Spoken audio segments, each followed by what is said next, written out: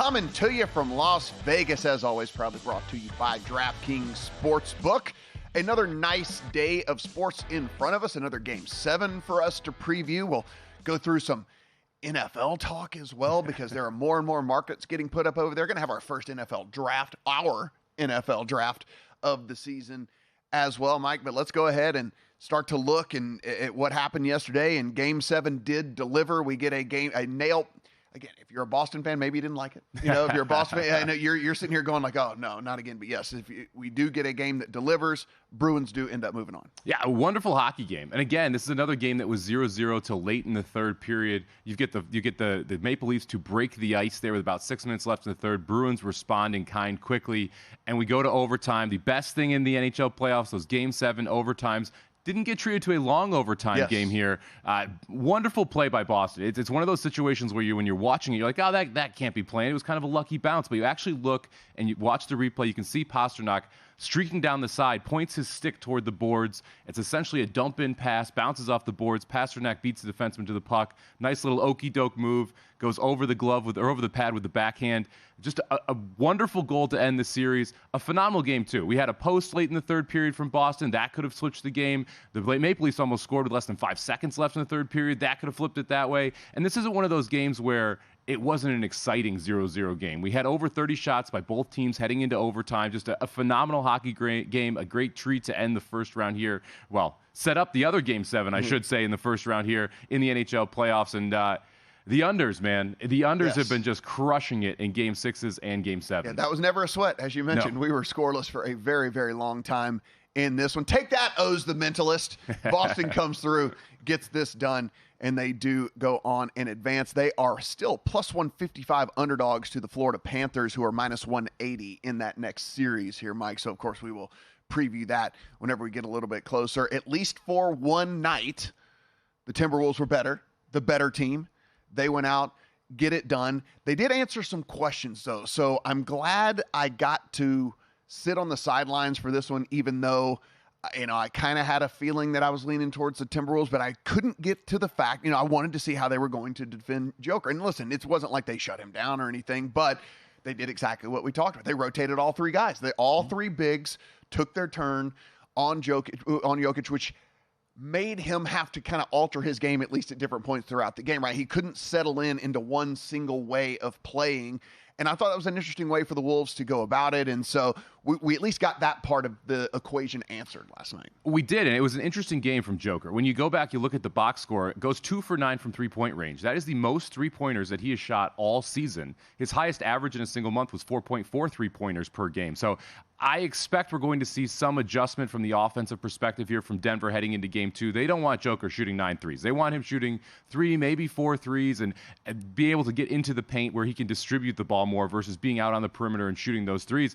I thought this is a wonderful team effort from the Timberwolves, which is interesting to say when you get 42 from Edwards, and he was phenomenal in that game, but doesn't score in the third quarter. Conley is perfect in the third quarter. You see Cat perfect in the third quarter. Both of them pitch in 10-plus points. And then down the stretch, Naz Reid shows up with his little personal 10-0 run in the fourth quarter to be able to salt this game away. Never a sweat of that 12.5, guys, out there on the over on his point and rebounds. We didn't do the PRA, but just the point and rebounds at 12.5.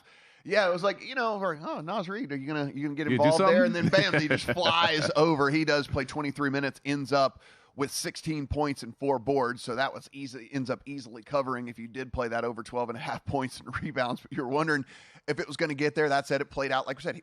He's going to shoot 3 or 4 threes. Mm-hmm. He shot 4. He made 2 of them. And like once you do that, you kind of get there with that. One of the things I did see last night, though, that is at least interesting, as we kind of move forward here with the Wolves, was not only were they able to rotate those guys, keep those guys out of foul trouble, kind of make Jokic at least have to think about how he wants to go about everything, but you also have a team, as you mentioned, that was all your big guys contributed in some way, shape, or form very much. Like, listen, it wasn't Gobert necessarily on the point side of things. He only scored 6, but comes through with 13 boards, right? Has 3 blocks in the game. You get the big game scoring from Edwards. You get a full, well-rounded effort from Karl Anthony Towns. I thought he was going to lose it there at the beginning of the game, and they went about the right way. We said, hey, Karl Anthony Towns and his temper could be a story here. What does Aaron Gordon do early? starts bumping him, starts messing with him, starts whatever. Sure enough, you see Karl Anthony Towns kind of throw a little bit of a temper tantrum. Gordon steals the ball from him, goes down, scores. You're like, oh no, is this where it goes off the rails? He at least got his head back right, and you get a 7-point outright win by this Wolves team. And this, at the very least, this is going to be a series for sure. Yeah, I mean, it's definitely going to be a series. And the Timberwolves are not scared of this Nuggets team. Anthony Edwards not scared of the moment. You know you're going to get big performances from him. First person under 22, or the only other person under 22 except for Kobe, who's gone 40 points in back-to-back games. And by the way, that was a closeout game and then an opening series game against your former NBA champion. So 2 big spots for Edwards to be able to do that. The scoring from Denver needs to come up somehow. You have 3 players who go for over 10 points. Gordon ends up with 9. You get Caldwell Pope with 6. No real bench contribution. That was the concern with Denver, was how deep are they? Do they have the guys on the bench that can step up in big moments? Game 1, we didn't see that. And when you combine that with what we saw from Joker shooting those threes, it just looked like they were a little discombobulated, specifically like early in this game and late in this game, which is not when you see Denver generally struggle on the offensive end. UFC 301 last night. Pantoja wins. Aldo wins. Brian Petrie was on the show yesterday. That's exactly what he said was going to happen. Canelo wins by decision last night. So big combat sports day as well. And, of course, as you know, you were following us here on the network all day long. We talked about the Kentucky Derby. Mike, last year we have a guy who was a horse that was bagging groceries come in and win. Then this year we have a horse in a position that people didn't, in a post position that people didn't like, that nobody touted to win this race, goes out and wins the race. The horse that everybody said was the greatest horse ever. So long as he got a clean break, he was going to win no matter what. 15th in the race, just a touch, getting a ton of love by everybody out there. Dead last. Tell me that there is a method to this madness, and this is not all just a crapshoot. Well, this is the beauty of horse racing. That's part of it, is that you can... Some people might not say that's beautiful. Well, no, but it is. That's the thing. It's like, look, if everyone thought Mystic Dan was going to win, he wouldn't have been 20-1. If everyone was picking Mage, he wouldn't have been 15-1. That's part of the beauty of horse racing. And frustrating day with fierceness and in that effort, because that was the trip that we lined up. We're like, hey, he's going to be able to sit 3 wide, be in the clear on the first turn, be in the clear on the second turn. If he fires, he's the best horse. He didn't fire. It happens in horse racing. They're animals with an animal on top of them. Sometimes you're not going to get the best effort. And you look at Mystic Dan, and the trip was so improbable for me that he was able to get. You got to give so much credit to Brian Hernandez Jr., the jockey on Mystic Dan. At 3 different times in this race, he won the race for this horse. And you saw it right out of the gate where he outbreaks Dornoch, gets over to the rail, he saves ground, he's able to sit right behind the speed. That's not where anyone expected him to be. So if you got a hat tip right there to Brian Hernandez Jr., he literally fits a horse through a keyhole on the far turn. You've got Track Phantom backing up, and he scrapes his boot against the rail to fit the horse through that hole, and then he doesn't hesitate and just asks him to go. He doesn't get cute. He doesn't say, okay, I saved ground. I'm going to sit here and wait till someone comes toward me to go. No, he just went, opens up 4 lengths in the stretch, and is able to hold on over the rest of the field. And it's going to be interesting looking back at this Derby, because you watch the race, you watch the trips, and a couple phenomenal rides, but the time comes back 2 seconds slower than Mage last year. The buyer comes back at 100. I can't remember the last time we haven't had at least 101 buyer in the Derby. So there's going to be some people poking some holes in this race. And when you look at it just from a historical perspective, the inside 4 posts, traditionally awful. 2, 3, and 4, all in the superfecta. Japanese horses really struggle in this race. They run 3rd and 5th. Like, so just a very different Derby than what we've seen traditionally over the years. And obviously surprised by the outcome. It's the first time we've seen a trainer win both the Oaks and the Derby since 1952. First time we've had a 3-horse photo since 1947. So a very historic Derby. We'll see how good these horses are in the long run. I kind of wish I stuck to my take that the U.S. crop wasn't so good and picked Forever Young. And that would have been the more frustrating thing. If Forever Young had won the race, I would be here like, no, we could have played that horse. That's frustrating. Mystic Dan winning, you're like, nah, never would have picked him. On to the next. Yeah, so you mentioned the Japanese horses. So is it time to take them a little bit more seriously? We see them both finish inside the top 5 here, and this is, again, there was a very strong field, at least coming in the race. Well, we can debate that afterwards now, but a strong field coming into this. You see them hold up their end of the bargain here. Is it time to take them a little bit more seriously moving forward? I think it was time to take them more seriously 2 years ago. We talked about that after they had 2 wins at the Breeders' Cup. We've seen them have success on the international stage. They have not done great here in the Derby, but the Derby is such a unique animal. I mean, we just talked about how Mystic Dan won the race based off 3 decisions by a jockey in a trip that was almost unpredictable, right? This is the hardest race in the world, or I shouldn't say the hardest, one of the hardest races in the world to win because of the distance, because of the age of the horses, and because of the number of horses in the field. Japan is caught up to the rest of the world from a horse racing perspective. It's a matter of time until they win the Derby, and they had a great chance. If you watch the stretch run again, Forever Young probably wins the race if Sierra Leone doesn't bang into him 3 times. That was probably the difference in this race for Forever Young. It's a matter of time. We'll see if we get another very good Japanese horse back next year. So as we close out this opening segment, and I wanted to do this to give you a chance to kind of defend something that you do on a day-to-day basis, because listen, you saw the sentiment on Twitter yesterday. There was like everyone, nobody knows anything, right? Like here's a horse that last year wasn't even in the race until 20 minutes before the race, comes in and wins the thing. Here's a horse everybody said was like, as long as he gets out of the gate, everything's gonna be fine. He is so much better than all these other horses. Finishes 15th. The horse nobody was touting actually wins. What do you say to the person who's very skeptical of just horse racing handicapping in general? I picked Mage last year, 15-1. I love the Derby. It's unfortunate that you have the one race all year that people focus on that has also the highest variance in the sport. Right. Yeah, because there's 20 horses. Things are going to happen. Yeah, there's 20 horses. There are a lot of things. As we do each and every show, we will have 5 things that we are going to bet on today that we are super excited about betting on. Of course, getting into this NBA playoff game that we have tipping off here shortly.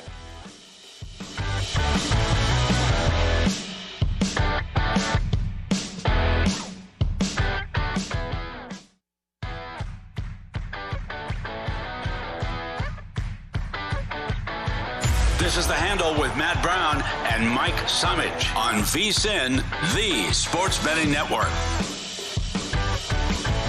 Hey, we got a new website. Look over there at VSiN.com. Go into your browser of choice. You're going to type in VSIN.com, and when you do that, you are going to see a fresh, clean, new website. And if you're doing it on your phone, it is mobile-friendly, mobile-first focus here whenever you're navigating on that cell phone of yours. Best bet, splits, articles, state, tools, guides, all of the things you've come to know and love about VSiN.com in a shiny new package over there.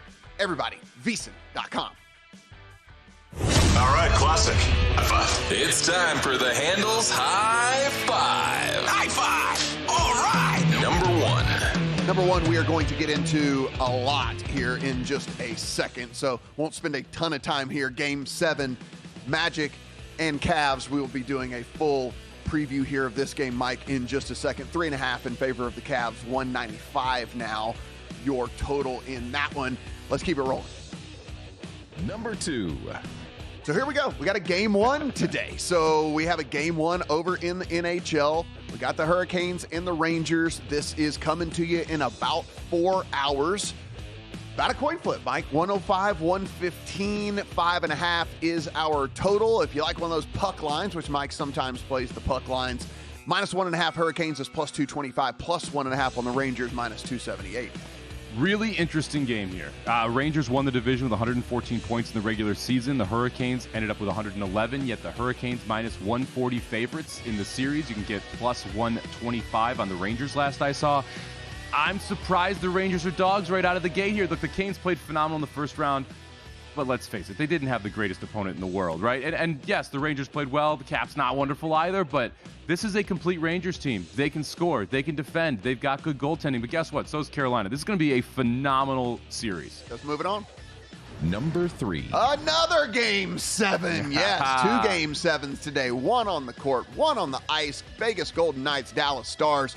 Stars at home, -148. Knights on the road, +124. 5.5 our total there. I'm just going to throw this out there. Yes. We're going to talk about this a little later. If you like the unders, just bet them. Bet them early, bet them often, because this under first period, 1.5 was -120 when I woke up. We're -140 now. Under 5.5 was -115 when I woke up. We're -135 now. I have a feeling this is going to be like yesterday where they just get steamed. Let's keep it going. Number 4. There are several NFL markets out over there on DraftKings, one of which is the NFL rookie leader market. Who is going to lead in a certain category of the rookies that are coming in? This is obviously a very highly touted crop. We know there's some handicapping that goes into this because you have to figure out what role these people are going to play. Are they even going to start from day one, et cetera, et cetera? We're going to try to break that down for everyone. I'm looking forward to this. Yeah. I like a plus money number in both of these, so I'm excited to talk through these markets. There we go. Let's keep it rolling. Number 5, the NFL MVP draft for us here, Mike. What we're going to do is you and I are each going to go through, and one by one, we're going to take a guy in the MVP market. We'll tally this up towards the end of the year. Yes, this is way too early. We understand there's a lot to still play out in this. Might be some injuries in training camp. Might be some other stuff that we figure out along the way that we change our minds. But we're going to do it early. We're going to say, hey, if we were putting money into this market, if we were investing into this market today, here's where we would go. So we've got to decide how we're determining the winners. Because I'm excited to just crush you in this. I can't wait. Well, when we grade this in not 9 months or 10 months or whatever, So we have a dinner bet on this. Best overall ROI, is that a fair one? Yes. All right, so we'll do best overall ROI for dinner. We'll be doing one of these each week. I'm looking forward to the drafting. Okay, so let's go ahead and get into the NBA playoffs. As we mentioned, this is a game number 7, and it was a series in which you and I were previewing, saying like, yeah, I was leaning a little bit towards the Magic. The Magic come out, don't look very good in the first couple of games. The defense, though, has held up over the course of the series. As we talked about, the Cavs have only eclipsed 100 points one time in the series through 6 games. We head into this one right now. 3.5-point favorites are the Cavs at home. 195. If you guys remember the last time we were here, I played an under, which squeaked by half a point, but that was 201.5, Mike. Yep. So we are now full 6 points lower than where we were a week ago in this series, and it's rightfully so. As we mentioned, the Magic defense has done something to this Cavs offense, even though Donovan Mitchell has been able to go crazy. The rest of the offense hasn't been able to figure anything out, and so Game 7's typically lower scoring as it is anyway, but man, we're talking about a 6.5 point difference from where we were a week ago. I played the under.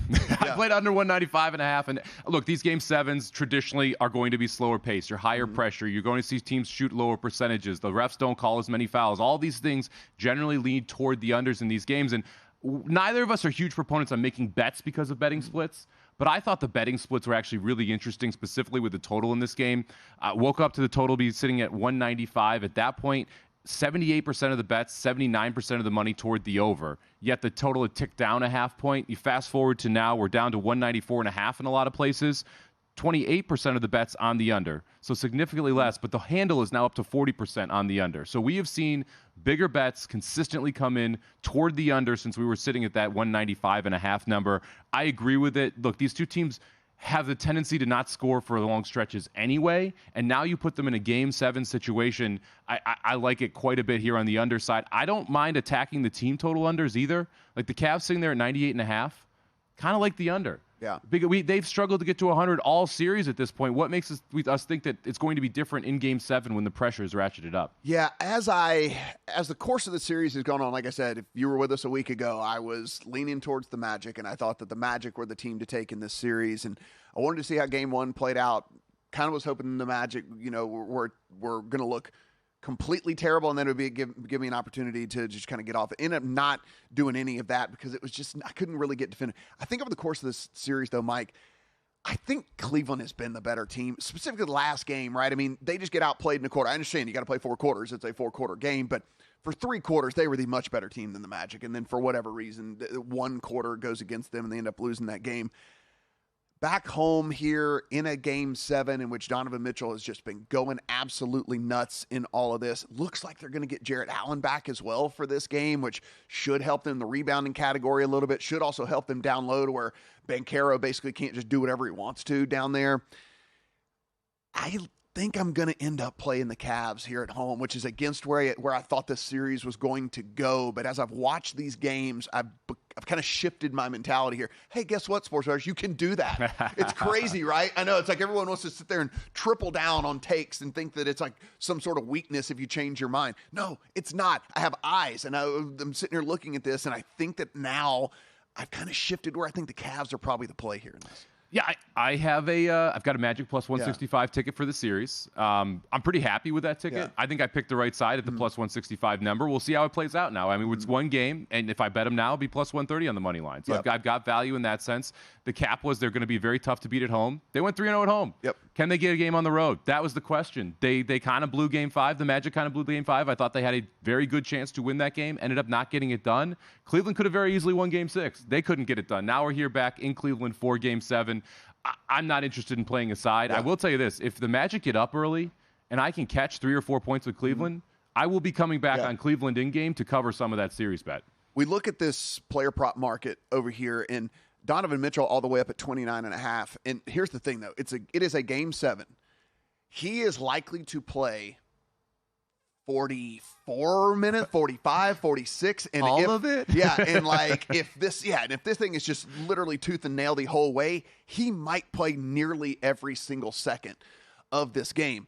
So I know that seems like a high player prop, Mike, but when you consider the minutes that Mitchell's going to play and the willingness that he has to be the alpha scorer for this team, you're not going to lose this bet due to lack of shots going up from Donovan Mitchell. He is going to put up 25 shots in this game, right? So, you're at least going to have the opportunity for this to hit. If he's off, sure, you're not going to get there with this, but it's one of the very few times I would ever advocate for an over on a 29.5, which is so incredibly high. But again, we are going to get the opportunities. Donovan Mitchell is going to shoot the ball a lot in this game, and he is probably going to play every bit of 45, 46 minutes, if not all 48. Yeah, I agree with you on the timing of it. You're going to see him in this game quite a bit because it's a deciding game. What about looking at rebound props? We talk about the under. If you like the under, you're expecting more shots missed. We talked about how players tighten up in these type of games. I think there's going to be more rebounds up for grabs in this spot. Someone like Wendell Carter Jr., who's plays center for the Magic, I think he's someone you want to look at. Isaac, I think it's going to be interesting to see what his minutes are. He could be someone you want to look at. But if you're expecting more missed shots, the logical way to actually play it is to look at unders on the points total or overs on the rebounds because you're going to have more opportunities in that market. Yeah, listen, we talk about it a lot during the NFL season, guys. We can do the same thing with the NBA. If you want to put a correlated parlay together, you are allowed to play the same game parlays and, save me the angry tweets about it, the payouts and all things like that, whatever. But you can at least tell a story with your bet. Like you're saying, if you think that this is going to go a certain way, you can go this, and this is kind of the outcome that I believe is going to happen. And you can get it coming back to you with a little bit better payout. We're not saying that's the only bet you should make today. We're not saying that you should put a ton of money into all of this, but you can say, hey, if I'm right about this, and this, why not get this, why not get this bigger payout? Throw an under in with some over rebounds, right? Under assists, because all those things are correlated. If you're going to see the under, you're going to see more rebound attempts. You're going to see less assists. Yeah, absolutely. We got some other NBA series prices we'll talk about. And of course, we want to get into the NHL today. Very big game. We're kicking off a series and we're closing one out.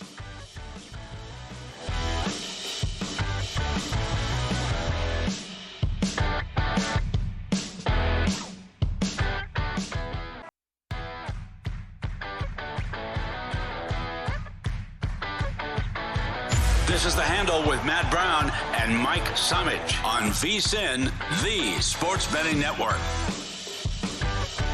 We've been telling you about getting 12 months for $199 for a while now, Mike. But what we're going to do for you is something you just can't turn away from. It is 14 months for $199. VSiN.com/subscribe. Use the promo code handle HANDLE and a whole 60 extra days included in that $199. Well, it's not shortchange, people. It'd actually be 61 because of the extra day and the extra month as well. I mean, this is... Is that a leap year? Who knows? Whatever. I mean, maybe an extra day in there, too. You got to get on this. Something in there. I don't know when leap years are, but we're going to say it is. You know what? 62 days. 62 days. You get those betting splits we referenced on the under earlier, too. Yes. Promo code handle. There it is. HANDLE, $199, and you get 14 months. VSiN.com/subscribe. So we just gave you our thoughts here on the Magic and Cavs based off the thought that everybody said, hey, it's game 7.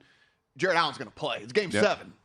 He ain't playing. He ain't playing. Hopefully you saw that. It happened on commercial break. Sorry. Hopefully you saw that news because those rebound props we were talking about, all that. I mean, he was actually lined at 13.5 points even too, right? Yep. So there was a lot of stuff. Now we start juggling where all of that stuff goes. Maybe it's back up at your sports book of choice, but a lot of those markets getting adjusted right now. Yeah, so we are back at DraftKings. 10.5 was the number for rebounds for Allen before he officially got announced out. Evan Mobley was at 10.5. He's now 11.5 minus 108. I like the over there. Banchero was at 7.5 minus 120. He's now 8.5 plus 130 for the over. And give me a little Banchero over too. Point off now. It's only 3 instead of 3.5. So again, that was kind of baked into the line that Allen was going to go. I would have lost a lot of money just betting whether he was going to play or not. It's game 7. Yeah. It's game 7. It's a rib injury. I understand there's pain, but it's kind of like You play through the pain. Get on out there, buddy. You play through the pain. So the Cavs are going to go with Garland, Mitchell, Strus, Okoro, and Mobley as their starting five here in this one. Again, that tip coming to you in about a half an hour. Did knock a half point off that thing. So if you like the Cavs, you get a better price now. 3 on the Cavs, 195 is your total. If you think the Magic win the thing outright, plus 124. Michael, circle back around to the series prices on these other ones because I want to make sure that you have time to talk through these hockey games today because we do have another Game 7. It is the Knights. It is the Stars. It is minus 148 in favor of the Stars at home over the Knights. It is plus 124 if you think the Knights get it done on the road. It's a 5.5 total. The under minus 135. So we've seen a really, really fun series so far with this one. Two teams that everybody said was going to give us a really good series, and they've delivered so far in this one. Now, the Knights play without a whole bunch of their key pieces down the stretch, which is why they fall to where they have to play the Stars so early in the playoffs. And the Stars, I guess you could say, were unlucky to have to play the Knights so early on when the Knights got all of their pieces back. So we come in 7:30 Eastern, and we're going to get a Game 7 here. We're going to get a banger of a Game 7 here. I mean, this is going to be a phenomenal hockey game. Your setup is great, right? This is the best team in the West, in the Dallas Stars. This is not the 8th best team in the West when you're talking about the Vegas Golden Knights. They really should have been in the series against the Oilers there. And they have the talent to be the 3rd or 4th best team in the West when you go up and down the roster. They need to get consistency from the goaltending position. They have gotten that so far this round in the playoffs. You've got Hannafin stepping up. He was a big trade deadline acquisition. Mark Stone's back in the lineup. He makes a big difference for this team just from an emotional perspective and on the power play. Look, I like the under. You shouldn't be shocked by this. I like unders in hockey, especially in the playoffs. We're sitting here at 5.5, minus 135. I would play the under there. I don't hate the idea of looking at an adjusted under of 5. We talked about how this line's going to get bet down. You're going to get a better number on 5 right now than you will later. I played the first period under. It was minus 120 when I played it. We're at minus 140 now. That probably is going to be over minus 150 by the time they drop this puck. Mm-hmm. We saw last night in that Maple Leafs Boston game, that got to minus 160 in the first period under. They didn't score a goal. I wouldn't be surprised if we see a similar style of first period, especially in Dallas. In Las Vegas, I'm a little more concerned in this series around those first period totals. In Dallas, you're seeing much more of the style play toward the first period under. In the NHL, one of the advantages of being on home ice is you get last change. So anytime there's a whistle, anytime there's a face-off, the home team gets to put the defensive matchup they want against the other team's offensive matchup. That's a big-time positive for Dallas in this series. I like the first period under. It's getting a little juicy. If you play it, I like 140 would be the last number I would play this at. I like the full game under 135. I'm fine for playing at. I would play it up to minus 145. The people that really, really dig into the hockey side of things, when we talk NFL, when we talk NBA, we will talk advanced statistics. There are advanced statistics for the NHL as well, and the people that are really into the advanced statistics for the NHL actually say this has not been as close of a series from that standpoint as it has been for us visually. They have the Stars as a much better team so far through 6 games, and there's a couple people out there, Mike, who think that this price is actually pretty good on the Stars because if you kind of look, again, if you look at the 5-on-5 here for the Knights versus the Stars, the Knights have actually been like the 12th or like 11th or 12th best team, something in the playoffs so far, which obviously not very good towards the bottom there. So thinking there might even be a little bit of value here on the Stars, which again, if you go by just the numbers, has been a much better team than the Knights. Yeah, it's minus 148. That's a pretty big favorite for a Game 7. I mean, last night we saw Boston sitting there in the minus 125, minus 130 range. And got to give a shout out to Hump Day Hockey guy on Twitter who shot me a DM with this one. So far in the first round, we are 10-2 to the first period to draw in games that are elimination games. The only 2 were these sweeps. Mm-hmm. Everything else was a draw. We saw the 0-0 score in the first period last night. I don't hate the idea of playing draw in the first period in this one either. 0-0, I think, is the most likely score at the end of the first period of this game. And you can look, again, there are alternate ways to bet. Mike will talk about puck lines sometimes. There are 60-minute lines, and so if the 148 is a little bit too juicy for you, the 60-minute line on the Stars is actually plus money, plus 110. So, and now, of course, they have to win in regulation, guys, but there's a 60-minute line of plus 110 out there. Yeah, I like the 60-minute line of the Stars. I think the Stars are the better team. They're going home. This is Game 7. The pressure is on both these teams. I don't like last night. I felt like a lot of the pressure was on the Maple Leafs. They have to get through it. They've had this issue with getting through the first round. Boston has a history of winning Stanley Cups recently, so they're not feeling that same pressure. To me, this is two teams where, look, Dallas wants to get through, but they fought back in this series after being down 0-2. They need to defend home ice here in Game 7. Vegas won a cup last year. They know they can do it. These are just two really good, really experienced hockey teams. I think Dallas is the better team, though. We've seen them win 5 of the 6 games. When you look at expected goals against, last game was the first game the Golden Knights won. They really played their best game of the series, but that was with their backs against the wall at home. Now you're seeing a flip in it. I think Dallas is able to take it to another level. I would lean toward the 148. I kind of like the -1.5 plus 180 better because I do think you're going to see Dallas come out, and if they're able to get an early lead, it sets up well for an empty net goal. I like your idea of just taking the plus 110 to win in regulation. I think that's a pretty good number on Dallas, but I would lean toward Dallas in this game. But the unders to me are, again, like Game 7 unders. Yeah. They're pretty good. It keeps hitting. The first game of the day is Game 1 between the Hurricanes and the Rangers. As mentioned, Game 1 in itself is kind of a coin flip. -105 on the Rangers, -115 on the Hurricanes. 5.5 is our total. But the series price in this one is Hurricanes -160 with the Rangers at +140. How do we see this series going here, Mike? With the series price, I like the Rangers. I think these are two very evenly matched hockey teams. The Rangers have home ice advantage. The Rangers were slightly better during the regular season, but you also saw Carolina make deadline moves to pick up guys like Jake Gensel to help bolster up that offense. So you did have a better Hurricanes team than what we saw for the full breadth of the regular season. I understand that. The Canes looked great in the first round. Guess what? So did the Rangers. These are two just very good hockey teams. This is going to be a long series. I would look toward the games prop in this series. You can take over 5.5. Last I saw was -140 over 5.5 games. I don't see how we don't go 6 or 7 here. I think that's a great way to play this series and try and get some money out of it. Yeah, it is. It's a Rangers team that looked very, very good in their opening series, and I think maybe if you were somewhat on the fence, I think about the Rangers, I think maybe some questions got answered for you there. Oh yeah, look, they were able to go out. They were able to sweep Washington. They never looked like a loser in any of those games, and this is another team that added at the deadline, right? These are two teams that thought they were Stanley Cup contenders, that made the moves to make sure they could bolster their rosters. Both of them could play good defense. You've got two very good goalies. You've got two offenses that are able to execute. You've got stars all over the place. This is going to be just a fun series. Like I would love to say, yes, just hammer the Rangers here, right?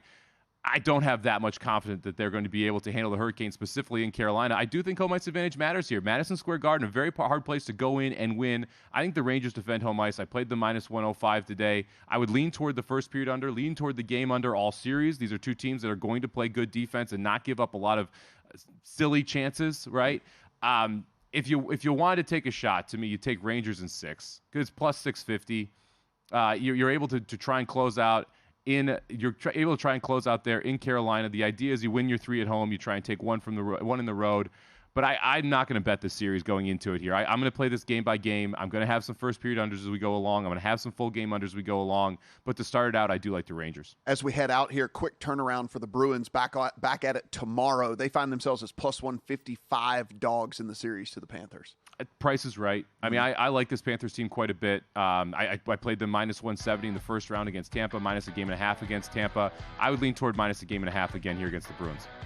When we come back, I already grilled this man on what went wrong yesterday in Kentucky Derby. We'll talk to Aaron Halterman, a buddy of his, and see what he says about how the race went down and get some hockey picks from him as well. Come on back here. It's The Handle.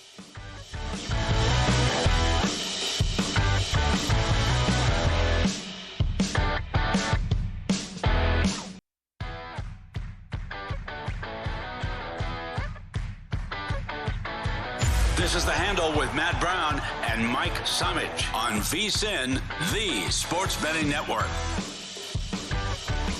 If you do not already have a DraftKings Sportsbook account, do we have a deal for you? Go in to DraftKings Sportsbook or download the DraftKings Sportsbook app. Make your deposit, but when you make that deposit, use the promo code VSiN, VSIN. Bet $5. We're going to give you $200 instantly in bonus bets. Yes, go in. Promo code VSiN, VSIN. When you make that deposit, bet $5, and we'll give you $200 instantly in bonus bets. DraftKings Sportsbook. The crown is yours. The markets are back up for the NBA game, as we mentioned. No Jared Allen. everybody thought he was going to play. His markets, like his player props were all up, everything. The sports books, everybody thought he was going to go, not going to give it a go out there. That did knock a half point off of this thing. So the Cavs at 3 right now, 195 is your total, plus 130 if you think the Magic win this thing outright. You were talking about, hey, I kind of like some certain little things. So, you know what we're going to do? We're going to spice it up just a tad and put together those thoughts and try to get a bigger payout. Yeah, I had a little rewards available on a sports book here in Las Vegas. So I put a little same-game parlay in. There we go. Give me the under. Give me Bencaro over rebounds, Mobley over rebounds, Isaac over blocks. There it is. Paid like I think it was almost 18-1. Yeah, so there we go. See, it's a fun bet. You can have fun betting sometimes. You can have fun. You can just make this a fun thing. Now, I'll tell you what was not fun yesterday for a lot of people was the Kentucky Derby. So we're going to welcome in on the progressive guest line here, Aaron Halterman of RacingDudes.com. Ask him what went wrong here. Aaron, I appreciate the time today. And let me tell you, I grilled your boy here in segment 1. I'm going, hey, man, we get a horse come in off the street and win last year. We get a horse nobody talked about this year win this year. The horse everyone says is going to win, finish 15th. What's going on here? I'm going to let you take over, and I'm going to give you the floor and tell us that, hey, we're not just, this isn't a crapshoot. We're not just rolling dice here and throwing darts at a dartboard. Yeah, well, thanks for the introduction there. It's a tough task after what happened yesterday, for sure. That's pretty funny. I wish I would have watched the first segment. I would have laughed pretty hard. Grilling Samich. Anytime we can grill Samich, that's good. But look, here's basically what happened. We knew Fierceness was a 50-50 to show up. He had been very inconsistent. He got an absolutely perfect trip, and he sure did not show up. And so when that happened, it did open the door. And then the second major thing that happened in this race that really threw it into a tizzy, the number 3 Mystic Dan gets a perfect trip and ran a great race. Let's give him a lot of credit. Let's start there. However, the number 2 Sierra Leone, he did what we call in the racing world lugged in, which basically means he just was running to the left the whole stretch. He's been doing that, but he hasn't had horses to his inside in some of his other races. And in this race, he had the number 11 Forever Young to his inside. Basically, guys, they just knocked heads, for lack of a better term, pinballed around, and Sierra Leone just kept knocking into Forever Young and caused Forever Young to lose the race, and in turn kind of caused himself to lose the race as well. When I look at this, I think the 2 Sierra Leone and the 11 Forever Young, they were the 2 best horses in the race, but because they kept kind of interfering with each other there, it caused another big upset in this race for like the 4th or 5th straight year. Yeah, 4th straight year, we've had a horse at 12-1 or higher win the Kentucky Derby. Hopefully you pick 1 or 2 of them, you're good for 15 years, right? It doesn't take that much. Doesn't take that much to win. Now, everyone loves a good recap, but let's move forward. Let's talk a little bit about the Preakness now. We've already heard that we're not going to see Sierra Leone in the Preakness. He's headed toward the Belmont. Mystic Dan, I think I could make a pretty good argument. A vulnerable horse heading into the Preakness here, someone I'm looking forward to betting against in this race. You know that Muth is there waiting for him for Bob Baffert. Who are you interested here in the Preakness early on? Is this a simple Muth open and shut case? To me, it is. To me, it is a simple Muth open and shut case. Now, for people that don't know the backstory, Bob Baffert trains Muth, and Bob Baffert is still suspended from the Kentucky Derby. So for the Kentucky Derby and his horses, that's obviously not a good thing. I don't have to explain that. However, it's a really good thing when you think about the Preakness, because think about what Bob Baffert was able to do. He found out at the first of the year he was not going to run in the Kentucky Derby. He was not going to be allowed to run. So he got his horses prepared specifically for the Preakness, right? So now he has a fresh horse that is from day one has been pointing for this race against the horse coming back off of a 2-week rest after he ran a huge race. That gives Bob Baffert, the best trainer in North America, a huge advantage in this race. And oh, by the way, the last time Muth faced Mystic Dan, Muth was a winner in the Arkansas Derby, and Mystic Dan was a distant third. He probably didn't even see Muth as he crossed the wire. He was so far behind. So, look, it's not going to be a creative play for me, but Muth seems like a complete standout, at least at this point. 2 weeks away, but at least at this point, Muth looks really, really tough in the Preakness. So with that, then, I think this kind of answers our next question. If we are on Muth and we think, and Mike kind of gave the lead in here, that he thinks Mystic Dan is pretty vulnerable, the odds of a Triple Crown, I assume you're going to say, are very long.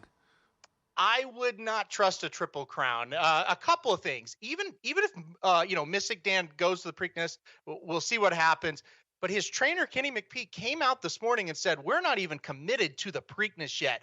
I ran this horse back in 2 weeks one other time, and he did not run well at all. So We even have a little bit of question mark as will Kenny McPeak actually even enter Mystic Dan into the race? And then even if he does, the trainer is on record the day after the race saying, hey, he didn't run well the last time we tried it. I would be surprised if we see a Triple Crown winner. I know going into the race here at Circa, we saw minus 1,200 or plus 1,200 for a Triple Crown winner. I saw some markets up to plus 3,000 now. So almost more than doubled now that Mystic Dan has won the race. All right, Aaron, let's shift from horse racing to hockey. We've got a phenomenal day of hockey, and I got to say, you made some pretty good picks today. Let's start out with the Game 7. We've got Dallas. We've got the Vegas Golden Knights. Where are you going with this one? Well, I was actually watching you guys as I was doing my morning work here with the horse racing for today, and I couldn't agree more with your analysis, guys. I think we're all kind of on the same kind of thing. We're all on the unders, right? I'm going to go under total of 5.5 for the full game, and then the Mike Somich special, as I call it, under a goal and a half in that first period as well, and they have been money. We've seen it over and over and over as the series get longer. That under goal and a half first period has been money, and it is because, look, it's a tight game. When you get into those Game 6, Game 7s, the games get very tight. Nobody wants to make that first mistake, and it's the same thing here. You've got two quality teams in the Vegas Golden Knights and the Dallas Stars, and look, they're two very defensive teams. I think they'll lock it down in the first period. I think it'll be a very low-scoring game again. So I know those prices aren't quite as good as what we want when we're taking over-unders, but it makes sense that it's juiced to the unders because that is just a very likely 2-1, 3-1 type of game tonight. Talking to Aaron Halterman here on the Progressive guest line. We do have another hockey game today, kicking off a series between the Hurricanes and the Rangers. This game, about a coin flip, minus 105 on the Rangers, minus 115 for the Hurricanes. If we look at the series price, though, we do see that the Rangers are plus 140 underdogs. What do you see here in this game one? And then also, how do you see the series overall unfolding? Yeah, as far as game one goes, look, you're right. It's almost a coin flip, but the Rangers are a little bit of an underdog in this game. And this is just a situation to me, guys. Every single game of this series, I think both teams should be minus 110. I really believe it's that narrow of a margin. Now, if we get a few data points, maybe that that opinion can change. But going into this series, I think every game, I don't think home ice is really going to matter much. I don't think any of that stuff's going to matter. I think these teams are so similar. So I'll take the slight edge in the price, at least that's my opinion of it, of the New York Rangers at minus 105. You guys broke down the series in the last segment as well, and I couldn't agree more of what you guys were saying. Look, I'm going to take the Rangers plus 140. I already have taken the Rangers at plus 140 because, look, the bottom line is if I'm sitting here and thinking this is a total coin flip series, this could go either way. I think it could be a 7-game series. Well, I want the plus money price in that situation. Now, if your opinion isn't that, then that's when you have a decision to make. But for me, I think this might be one of the best series we see all playoffs as far as just tight games, back and forth, 1-goal games. And so that to me leans, let's take the Rangers plus 140 in this series. Last week we had you on, Aaron. Was the Stars were down 2-1 at that point. You said they were the best bet on the board to win the Stanley Cup. They were 11-1 at that moment. Right now we've got the Hurricanes at 4-1, the Panthers at 4.5-1, the Oilers at plus 475, Avalanche at plus 550, the Rangers plus 750, the Dallas Stars plus 900, the Bruins plus 900, then Vancouver plus 1800, the Golden Knights plus 2200. If you were betting to win the Stanley Cup now, where are you headed? I still think for your money, Dallas still makes a little bit of sense here at 9-1 plus 900, as you said. Look, here's the deal. This series has went 7 games. It hasn't really felt like it should, though. It really feels like Dallas, they're the better team.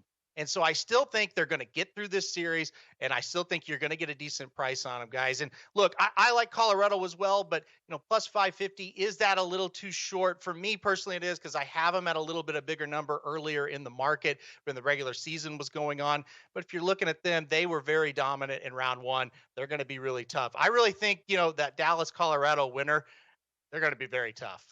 He is Aaron Halterman. You can find him over at racingdudes.com. Aaron, thanks for the analysis and good luck today, man. All right. Thanks, guys. We're at racing_dudes on the Twitter machine if you want to go in and take a look at all of that. Mike, each and every week we go around and we try to find the news and we try to decide whether it is good news or bad news. So when we come back, we are going to, in fact, let people know whether the news is good or bad. Yeah, we do phenomenal with this every week. You guys tune in for this segment. We do. It's some good stuff here. And, of course, any final thoughts before the NBA tips off here in about 15 minutes?